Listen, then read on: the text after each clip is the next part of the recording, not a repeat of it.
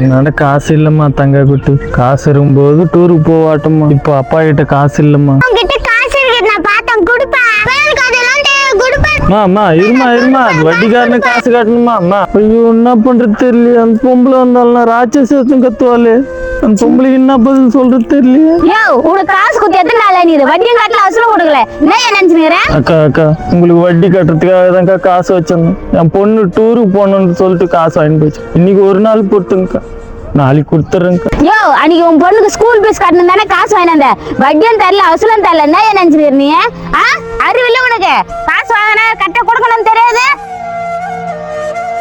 இந்தாப்பா இந்த காசு வட்டிக்கார குத்துப்பா. நைனா நீ டூருக்கு போயிட்டா போனேன்னா நான் நாளைக்கு குத்துக்கிறாட்டினேன். இந்த காசு அந்த ஆண்டி கிட்ட குத்துப்பா. நான் டூருக்கு போக மாட்டேன். அப்பா யாருகிட்ட கடன் வாங்காதப்பா.